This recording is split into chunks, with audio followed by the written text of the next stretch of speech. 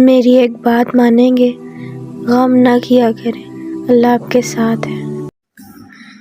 جانتے ہیں محبت کیا ہے؟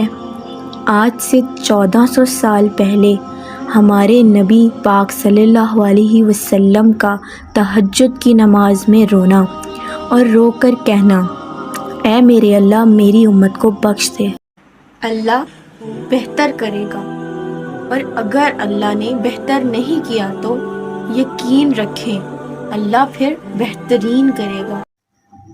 حضور پاک صلی اللہ علیہ وسلم نے ارشاد فرمایا، جس کے دل میں رائی کے دانے کے برابر بھی تکبر ہوا وہ جنت میں داخل نہیں ہوگا۔ ہمارے پیارے نبی صلی اللہ علیہ وسلم نے ارشاد فرمایا، جو شخص روزے دار کو افطاری کرائے گا اس کو روزے دار کے برابر ثواب ملے گا، اور اس کے ثواب میں سے ردی بھر بھی کمی نہیں کی جائے گی۔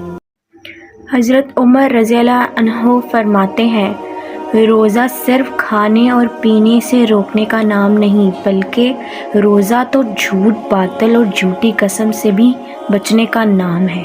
نماز پڑھا کریں کیونکہ نماز دل کا سکون ہے۔ بہت سکون ہے اس میں جس کو لوگ نماز کہتے ہیں۔ کبھی کسی کا دل نہ دکھاؤ، کیونکہ معافی مانگ لینے کے باوجود بھی اسے دکھ ضرور ہوگا۔